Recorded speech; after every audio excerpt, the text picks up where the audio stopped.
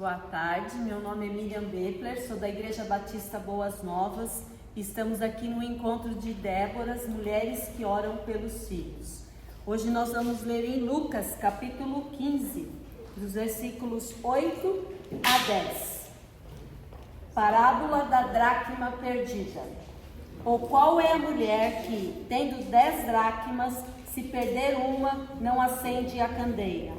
Varre a casa e a procura diligentemente até encontrá-la? E tendo-a achado, reúne as amigas e vizinhas, dizendo: alegrai-vos comigo, porque achei a dracma que eu tinha perdido. Eu vos afirmo que, de igual modo, há júbilo diante dos anjos de Deus por um pecador que se arrepende. Vamos orar? Pai amado, Pai querido, nós te amamos a tua palavra, que é maravilhosa, nos ensina cada dia, nos dá orientação, e nós queremos, ó Pai, a cada dia que o Senhor trabalhe em nossos corações para que nós possamos ter fome e sede da tua palavra, e nós possamos ser exemplos para os nossos filhos, eles possam te amar assim como nós te amamos. Fala conosco nesta tarde, que o Senhor vive e reina, e o Senhor reina sobre nossas vidas. E sobre esse estudo, fala cada coração, em nome de Jesus. Amém. Você já perdeu algo? Não é difícil quando nós perdemos algo? Quando eu estava estudando essa lição, eu lembro que uma vez eu perdi um anel muito importante, muito, assim, era um anel que eu gostava muito, muito. E eu não encontrei esse anel, eu já havia dado como perdido. Um dia eu fazendo uma limpeza em casa, aí eu peguei algumas coisas e falei para a moça que estava me ajudando, eu falei, isso aqui se você quiser, você pode levar. Ela falou assim, levo, aí ela fez assim, ela foi, esse anel também estava dentro, escondido da caixa, bem escondido, e por pouco que eu ia me desfazer e eu recuperei, esse anel está comigo até hoje, e foi uma alegria muito grande e inesperada, porque eu encontrei. E nessa lição de hoje, nós vemos que é a dracma perdida. Mas Jesus, enquanto Jesus atraía pecadores, eles expeliam com acusações os pecadores. Os pecadores eram expelidos pelos escribas, pelos fariseus. E aí Jesus conta 3 parábolas com perdas, são 3 seguidas. E ele fala do filho pródigo. O filho pródigo, ele pediu para sair. Ele falou, pai, era uma vergonha, ainda mais para um judeu, dar toda a sua herança, dar todo aquilo. Ele pediu e o pai falou, vai. E o pai não foi atrás. Ele deixou o filho ir, porque ele quis ir. Depois, ele conta de uma ovelha que se perdeu, eram 100. E uma se perdeu. E aí quando há um tempo atrás, está muito falando, né, TDAH, aí eu falei assim, nossa, eu acho que eu tenho esse negócio. Eu acho que eu tenho, porque desde criança eles falam assim, vai ficando velho, vai esquecer do filho. E eu desde criança que eu preciso de aí quando eu estava estudando essa lição, eu falei assim, não, eu não tenho isso não. Eu já descobri, eu sou ovelha. Porque a ovelha, ela precisa de direção. A ovelha não é como os lobos saem, né, como dizia minha mãe, desembestado. O lobo sai desembestado e vai, corre, vai. Não, a ovelha precisa ficar ali quietinha, ela precisa de um pastor, ela precisa de direção. E quando eu estava vendo da dracma, interessante que aí eu vi do filho pródigo, e eu lembrei do filho pródigo que ele não foi atrás do filho pródigo. Interessante que da ovelha ele foi atrás, o pastor, ele conta que foi atrás, e do filho pródigo não. Aí eu fiquei pensando assim, Jesus, ele não obriga ninguém a seguir. Ele chegou a falar para a multidão, vocês querem ir embora? E diz que muitos foram embora. Aí depois, em João 6, ele diz assim, vocês querem me abandonar? João 6, 67 e 68. Vocês querem me abandonar? E por causa disso, muitos seguidores de Jesus o abandonaram e não o acompanharam. Então perguntou aos 12: e vocês também querem ir embora? Simão Pedro disse assim: para onde iremos nós? Só tu tens as palavras da vida eterna. Então Jesus nunca obrigou ninguém a seguir. Mas a ovelhinha, ele foi atrás, porque a ovelhinha ela é sensível. A ovelhinha, ela precisa de direção. E nós somos como essa ovelha, não é? Que precisamos de direção. E a dracma perdida era uma moeda grega. Era considerada, muitos estudiosos falam que cada moeda era considerada como um denário, um dia de trabalho dos romanos. E perder não era só uma perda de uma moeda economicamente, mas era emocional. Por quê? Porque as mulheres recebiam como dote, elas recebiam um colar. E essa mulher, e era um compromisso, como uma aliança hoje. E essa mulher estava faltando uma. Então ela poderia falar assim: e agora? Como que é o meu compromisso? Vou parecer uma pessoa descuidada? Como que vai ser? Então ela era uma preocupação muito também emocional, não só economicamente. E essa mulher, ela ficou muito preocupada com essa perda, porque era uma parte de joias matrimoniais, fazia parte. Como hoje nós recebemos uma aliança como compromisso. E elas recebiam a moedas com esses colares, e alguns falam que é de ouro, mas a maioria dos estudiosos falam que eram moedas de prata. E então havia um valor muito grande no conjunto dessas moedas. E quando ela usava, todos sabiam: essa mulher tem um compromisso. Ela está compromissada. E ela tem um noivo. Ela tem um noivo. E as casas naquela época, o chão era de barro. E não haviam janelas nas casas. Então a pouca luz que entrava era pela porta. Então o chão de barro, sem janela, como encontrar uma moeda? E essa moeda ela perdeu dentro de casa. Olha que interessante, porque às vezes nós falamos os perdidos estão todos fora, mas às vezes nós podemos estar dentro de casa e perdidos. E essa moeda foi perdida dentro da casa dela. E mesmo com essa pouca iluminação, ela se dedicou. E a primeira coisa que esta mulher fez, ela acendeu a candeia. E a candeia, Salmo 119, 105, diz assim: lâmpada para os meus pés é a tua palavra e luz para o meu caminho. Então, se nós precisamos de direção, nós precisamos da palavra de Deus, porque é ela quem nos dirige, é ela quem nos orienta. Eu posso achar uma coisa, você pode achar outra, mas e a palavra de Deus? O que ela diz? Então é a palavra que vai orientar a nossa vida.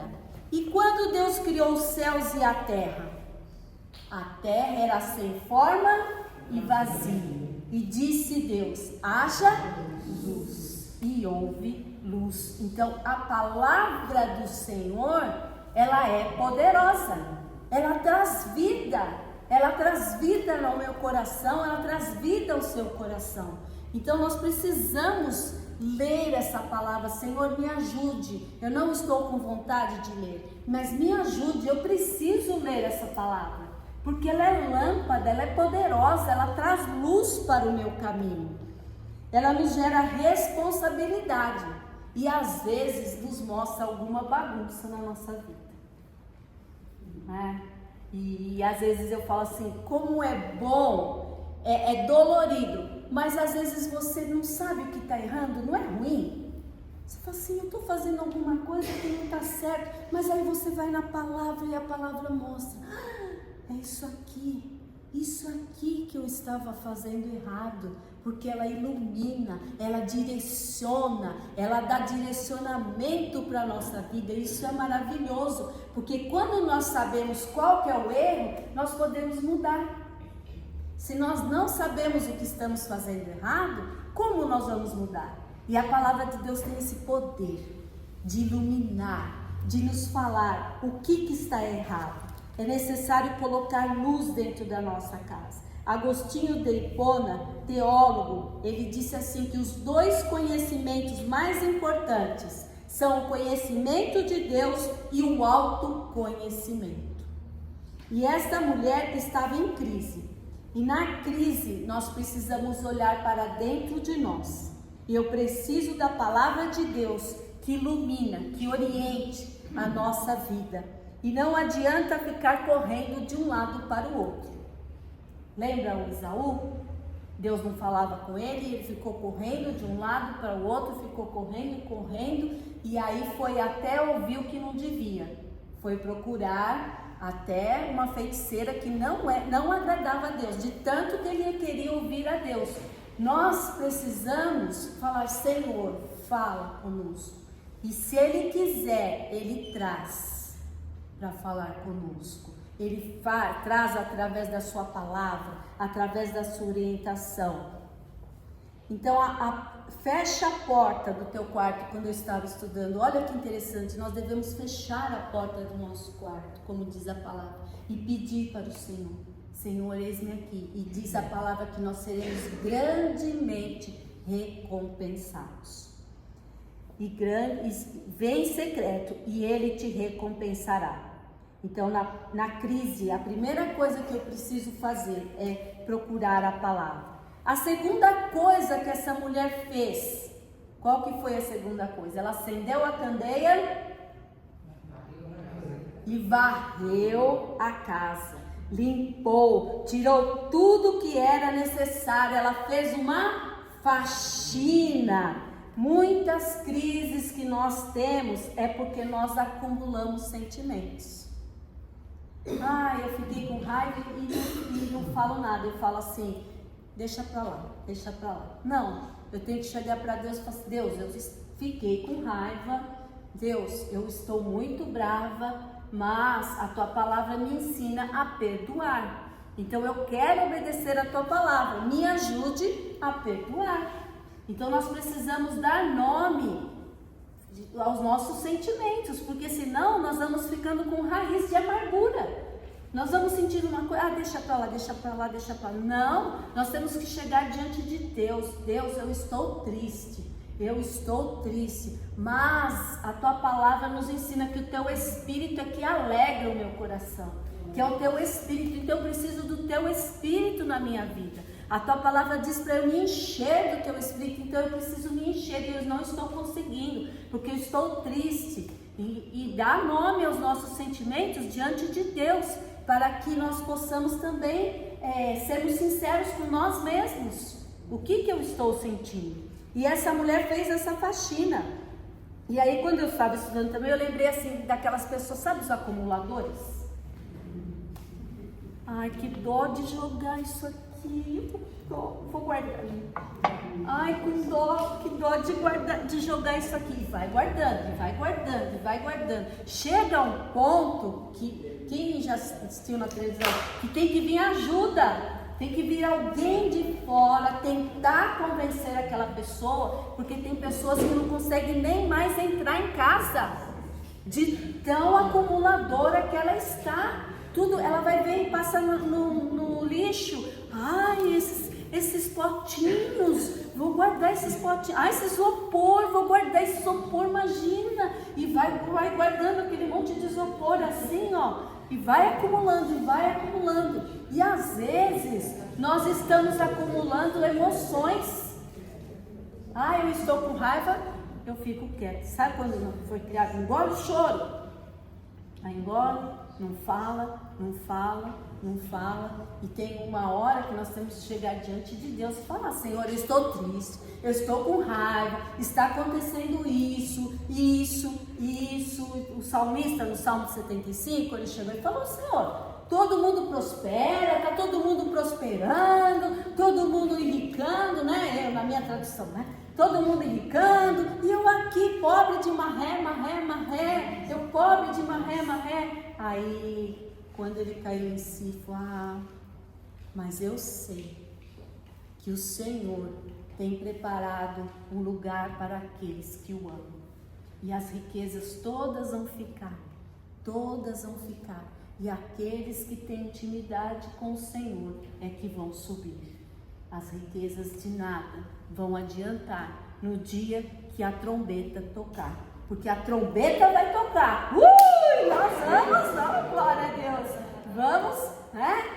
Subir, glórias ao Senhor, porque vamos ouvir o som dessa trombeta e o Senhor vai convidar todas aquelas que são lavadas e remidas pelo sangue de Cristo, que obedecem ao Senhor, que seguem ao Senhor, que amam, cheias de erros, cheias de falhas. Nós não somos perfeitas, mas nós somos lavadas pelo sangue de Cristo. E isso que é a nossa certeza, de que o sangue de Cristo já foi suficiente para pagar o meu pecado. Eu não preciso ficar pagando pelo meu pecado. Já foi pago na cruz do Calvário. E esse preço já foi pago. E a mulher, então, ela ficou com essa limpeza, teve que fazer mudanças, nós também com os nossos sentimentos. E hoje eu creio que o Senhor, através da sua palavra, está fazendo limpeza na minha e na sua vida. O Senhor está fazendo, e Ele quer limpar o meu e o seu coração. E aí, quando o homem pecou, a primeira coisa, quando ele pecou, o que Deus perguntou para ele? Quem é? Onde estás? Será que Deus não sabia onde ele estava? Sabia. Mas e o que o homem respondeu?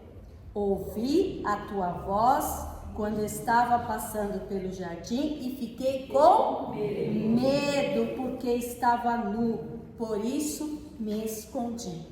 Quantas vezes nós sentimos medo? E aí eu fiquei pensando, o problema do homem ali era o medo? Por que ele estava com medo? Porque ele havia pecado. Às vezes nós pecamos, às vezes nós até fazemos alguma coisa que nós achamos que não é certo, às vezes nem é pecado. E aí eu lembrei daquela mulher que assava uma ave e cortava as pernas e colocava uma em cima e uma embaixo. E aí ela foi e perguntou para a mãe: mãe, por que você corta sempre as perninhas e coloca uma em cima e embaixo? Eu falei: não sei, sua avó que me ensinou. Então vou perguntar para a vovó: vovó, por que quando nós vamos assar, nós cortamos a perninha, colocamos uma aqui e outra aqui? Não sei, foi a Bisa. Vamos perguntar para a Bisa.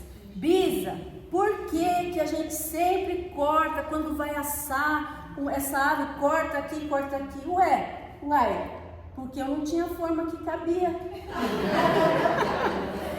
A minha forma era pequena, então toda vez que eu ia assar eu cortava.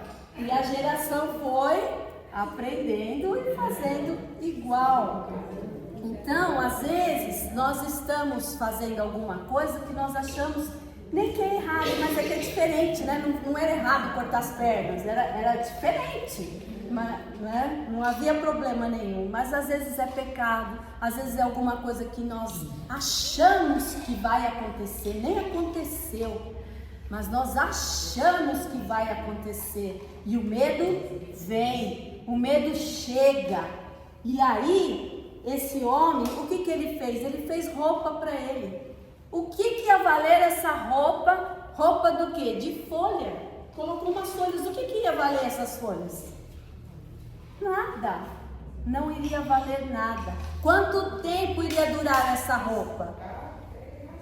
Não ia durar nada essa roupa. Mas Deus, com tanto amor, com tanto carinho, foi lá e fez uma roupa de pele de cordeiro e deu de presente para esse homem e cobriu a nudez dele. E assim hoje o Senhor quer fazer comigo e com você. Ele quer dar uma roupa que já foi, o cordeiro já morreu na cruz e essa roupa está pronta e eu posso tirar todo o medo. Você pode tirar todo o medo, toda aquela sua preocupação. Sabe aquilo que você está preocupada? Deus já está resolvendo. Porque nós estamos entregando ao Senhor. Porque o homem, ele ficou com medo, mas ele deu sentimento. Ele chegou para Deus e falou assim: Deus, eu estou com medo. Né? Ele não falou assim: eu estou esquisito, eu estou sentindo alguma... Não, ele foi sincero, ele falou: eu estou com medo para cobrir a vergonha. E nós às vezes somos especialistas em cobrir nossa vergonha. Nós ficamos com medo e ainda estamos disfarçando. Tá tudo bem, tá tudo bem. E tá morrendo de medo. Não é errado o sentimento. O sentimento de medo às vezes até nos protege. Não é? Uma criança que vai pôr a mão no fogo ali, opa, aí ela sente quentinho assim, até volta a mão. Então não é errado, mas nós precisamos dar nome aos nossos sentimentos. E saber que essas folhas, isso que nós fazemos não vai adiantar nada. E o que aconteceu para ele estar com medo? Foi um pecado e ele precisava ser perdoado daquele pecado. E ele precisava disso. Hoje eu estou na luz da palavra, enxergando o que precisa tirar. Mágoas, rancor da minha vida e da sua vida. E tudo isso é feito, o melhor o Senhor faz para cada uma de nós. E aí eu fiquei, quando eu estava estudando também, eu lembrei um grande ladrão de banco. Provavelmente, ele não começou roubando o banco, muito difícil. Ele começou talvez com uma borracha, com uma agulha. Começou com pequenas coisas e aquilo foi crescendo. Então nós não podemos deixar também que sentimentos cresçam no nosso coração. Que sentimentos de medo, porque daqui a pouco já vira ansiedade, daqui a pouco síndrome de pânico e daqui a pouco um burnout. Então nós precisamos falar: Senhor, eu estou com medo, me ajude. E precisamos varrer esses sentimentos todos da nossa vida. E precisamos também, às vezes, tirar aquela coisa de coitadinho de mim, né? Coitadinha de mim. Não, nós precisamos falar: Senhor, eu sou pobre e miserável, mas eu preciso de Ti. Não podemos abrir mão também dos nossos filhos, de colocar limites. Por quê? Porque muitas vezes a nossa geração não tivemos muitas coisas. E agora nós queremos dar tudo para os nossos filhos. E quando eles recebem tudo, eles não aprendem a dizer não. Eu estive conversando com uma psicóloga que cuida só de drogados. Ela falou isso. Eu falei: o que acontece? Ela falou: porque em casa é tudo sim. Então a criança fica sem limite. Quando chega uma droga, ele não sabe dizer não. Ele acha que ele vai experimentar e que ele vai sair daquilo. E aí já começa a entrar no vício. Então nós precisamos colocar limites também para os nossos filhos. Ai, coitadinho dele, ele precisa, e aí vai comprando, e ele não vai tendo limite. Então nós precisamos dar limite também para os nossos filhos. Mas Deus é tão maravilhoso, Ele também viu, eu fico pensando, Ele viu o Adão com aquelas folhas. Essas folhas suas aí, nada. É a mesma coisa, essa folha e nada não vai adiantar. Então, às vezes também nós queremos colocar, alguma coisa para cobrir. Deus fala assim: não, É só o sangue do Cordeiro.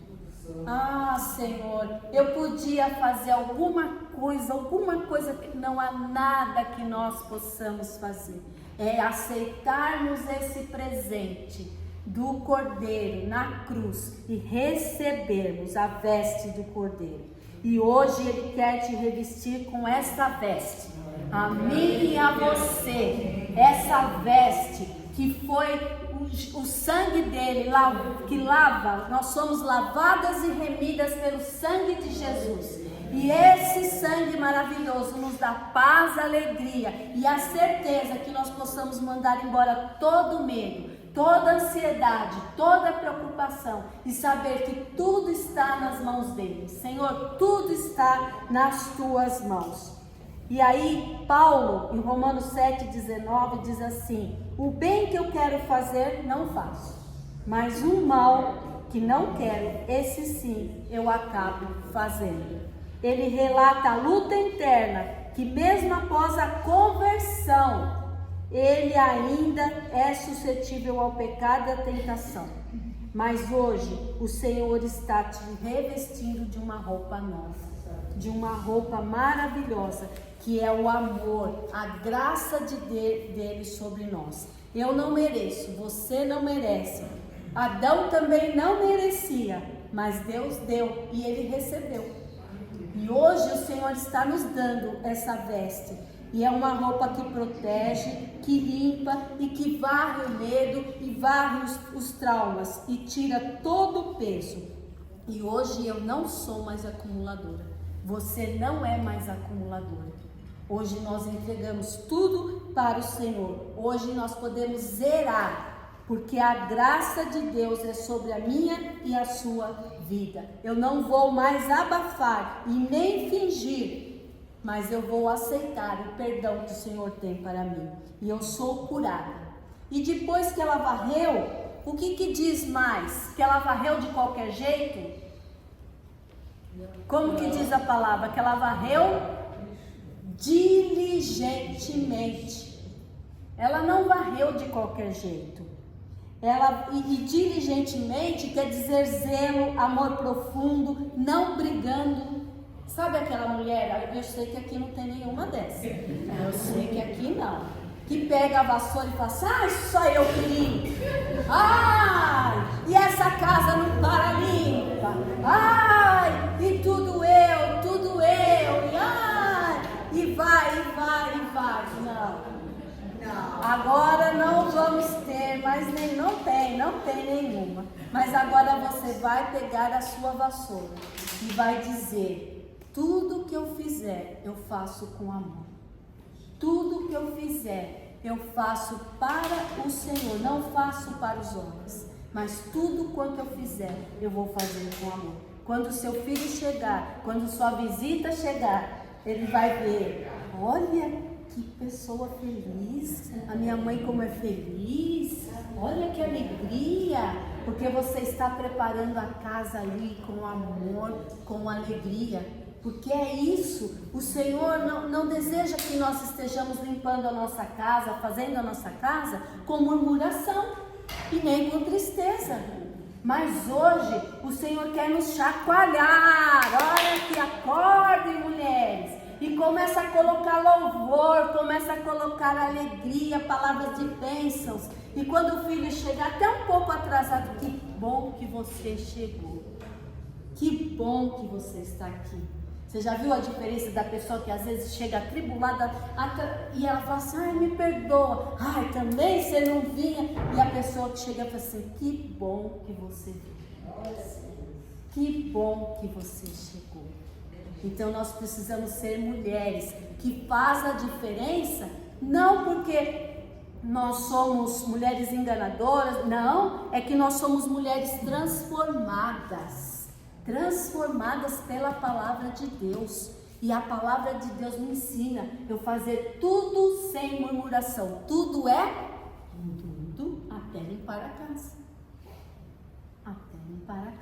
Então eu tenho que fazer tudo com amor, com alegria. E essa mulher começou a fazer e procurar diligentemente.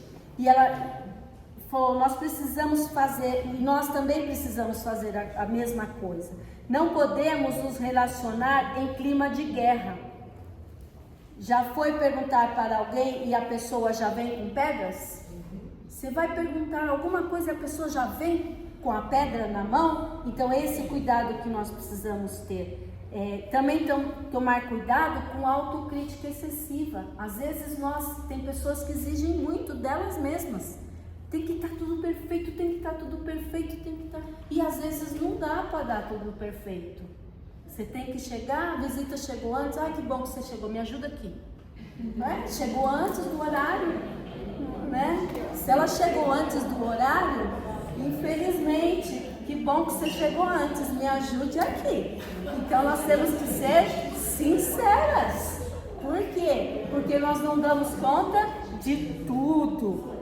A nossa guerra é contra o pecado e não contra as pessoas e nem contra a nossa alma. Nós precisamos tomar cuidado de não fazer automutilação. Eu não faço nada certo. Eu não consigo. Eu não consigo. E aí nós vamos nos automutilando. Nós precisamos tomar cuidado com esse sentimento. Deus nos trata com diligência. Esta parábola é como Cristo se relaciona com o perdido. E nós somos essa dracma perdida. E nós devemos ser imitadores de Cristo. O Senhor sempre nos ensinou a tratarmos com amor. João 13:35 diz assim: nisso todos conhecerão, pois, que sois meus discípulos, se vos amardes uns aos outros. Como que nós seremos conhecidos? Se nós nos amarmos. Se nós nos amarmos. Como eu amo essa irmã. Mas aí a irmã vira as costas, olha, tá vendo? Essa irmã, e aí começa, né? E aí onde que nós vamos mostrar o amor de Deus? Nós precisamos vigiarmos e falarmos, Senhor, que eu possa amar como Cristo amou. E sabemos que a nossa mente não é só campo de batalha, mas é um lugar cultivado, um jardim.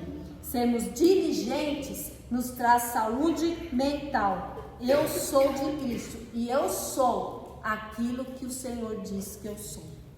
Então eu não posso, como diz o Augusto Cury, ele falou assim, não confie nos seus pensamentos, duvide dos seus pensamentos. O Augusto Cury sempre fala, os pensamentos vêm e nós não precisamos aceitar. Nós podemos falar, não, a Bíblia diz que eu sou amada, que o Senhor me ama. E a outra atitude, a quarta atitude desta mulher na crise, ela não desistiu. Ela varreu até encontrar. E é assim, muitas vezes, quando olhamos para o futuro e não vemos saídas, não vemos solução, podemos ser tomadas de sentimento de desespero. Não dá? Às vezes você começa a olhar umas coisas assim de reportagem, você começa a olhar umas coisas assim do que anda acontecendo, não começa a querer dar uma preocupação excessiva? Nós precisamos falar, Senhor, a minha vida está nas tuas mãos. Eu confio no Senhor, que o Senhor está dirigindo todas as coisas. Cristo não desistiu, procurou até encontrar. E quando ela encontrou, ela achou aquela moeda que faltava. Glória a Deus! Ela encontrou. E nós louvamos ao Senhor, que o Senhor também nos encontrou. Nós somos achados pelo Senhor. E se você tem um filho que não está nos caminhos do Senhor, você também pode dizer, Senhor, que ele seja encontrado pelo Senhor, que ele possa voltar pelos seus caminhos, que o Senhor possa cercá-lo com a sua boa mão e ele possa ser encontrado, porque aí sim aquele colar dela ia ficar completo. E assim, quando nós somos encontradas pelo Senhor, nós somos completas. E aí quando ela encontrou, o que aconteceu? Uma festa, e para essa festa ela convidou as suas amigas. E grande foi a festa, porque às vezes a pessoa que é ferida, ela fala assim, não, me machucou, então agora eu não quero saber de ninguém mais dentro da minha casa, eu não quero saber mais de nada, eu fui tão ferida. Não. Ela foi ferida, mas ela deixou para trás, ela estava em crise, mas ela encontrou, ela não ficou falando, alguém roubou essa moeda, não, ela procurou até encontrar, e o Senhor quer fazer esse encontro comigo e com você, que nós estejamos sempre reunidas e festejando, glorificando ao Senhor, e não olharmos para trás. Lembra da mulher de Ló? O que foi falado para toda a família? Não olhe para trás. E o que a mulher de Ló fez? Olhou. Quando nós olhamos para trás, nós podemos ficar paralisados. E sabia que às vezes não são só coisas ruins que nós passamos, até coisas boas? Nossa, quando eu era pequena eu era tão feliz. E fico olhando para trás, e sabe quando nós olhamos para trás? A vida não anda. Então nós precisamos olhar para Cristo. Quando nós olhamos para Cristo, nós somos iluminadas. E aí, uma história real. Uma mulher nascida em 19 de agosto de 1883. O pai a abandonou quando era ainda criança. Na adolescência, ela foi morar em um orfanato, onde cresceu e aprendeu a costurar. Saiu do orfanato e iniciou sua carreira na moda. Abriu uma loja de chapelaria, onde fazia chapéus para mulheres. Mais tarde começou a fazer roupas. Revolucionou a moda, inspirando as mulheres a usarem roupas descomplicadas e desconfortáveis. Agora, se eu falar o nome, o restante vocês já vão saber. Chanel. Então, esta mulher, então o que te define não é o que fazem com você, é o que você vai fazer daqui para frente. Então, a Joyce Meyer, ela fala beleza em lugar de cinzas. Ela fala, eu não entendo, a Joyce Meyer é uma mulher cristã, que ela foi abusada pelo pai de criança, e quando ela cresceu, ela falou, eu não entendo, mas se eu ficar olhando para trás, a minha vida vai parar.